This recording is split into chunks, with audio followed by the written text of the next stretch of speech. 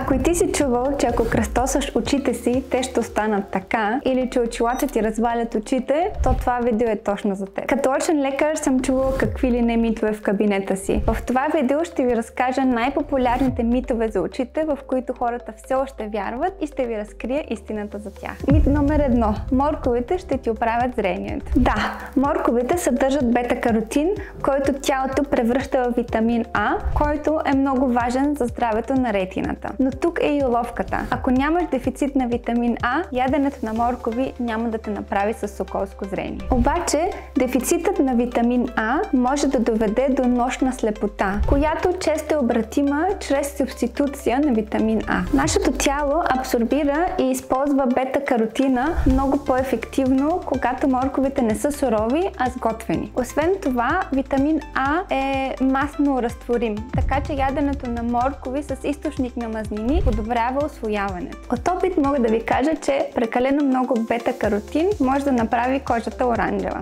Това ми се случи на мен като бебе. Продължаваме с мит номер 2. Очилата развалят очите, защото очите привикват с тях. Този мит е като градска легенда. Всички го повтарят и аз го чувам постоянно в кабинета си. Идват при мен хора с главоболие и с напрежение в очите и когато им предложа очила, те буквално скачат и казват: не, ако почнах да ги нося, очите ми ще свикнат и после няма да мога без тях. И аз се обяснявам, че постоянното носене на очила ни отслабва още повече зрението. Очилата всъщност помагат да виждаш това, което реално вече не можеш. Ако не ги носиш, то окото се мъчи да компенсира, което води до главоболие. И ако в крайна сметка не може да компенсира, ти просто виждаш размаза. Разбира се, хората носят очила по различни причини. Късогледство, далекогледство, астигматизъм или пресбиопия. Пресбиопията е възрастово изменение, т.е. възрастово далекогледство. Мнозина след 40 годишна възраст започват да забелязват, че им става все по-трудно да четат наблизо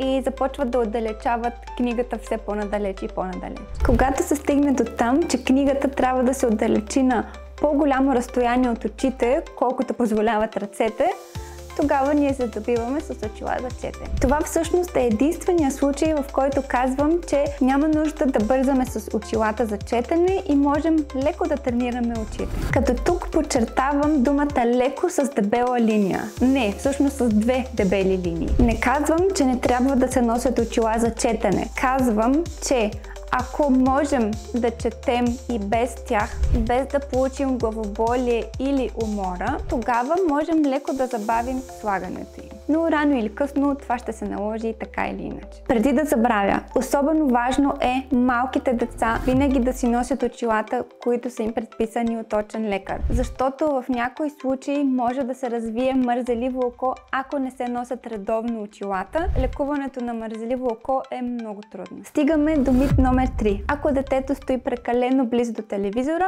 то ще си развали очите. Този мит е толкова стар, че баба ми го казваше с пълна увереност. И тук всъщност има зрънце истина, но не в този смисъл. Няма проучвания, които да доказват, че гледането на телевизор отблизо може да навреди на очите. Но ако детето ви стои прекалено близо, то това може да е знак, че не вижда добре. Но самото стоене близо не разваля директно очите. Даже детските очи не се измарят толкова от гледане наблизо, както при възрастните. Въпреки това не казвам, че е полезно да се гледа телевизор отблизо и че не трябва да се правят редовни паузи. Светът е пълен с митове, но истината е една. Нищо не може да замени прегледа при очен лекар. Здравите очи не се поддържат с митове, а с знания и грижа. Напиши в коментарите, знаеш ли и други митове, които си чувал и искаш да проверим дали са истина. Харесай, ако научи нещо ново, и сподели това видео с някой, който си пази очите от очилата. Натисни камбанката, за да не изпускаш повече здравни съвети,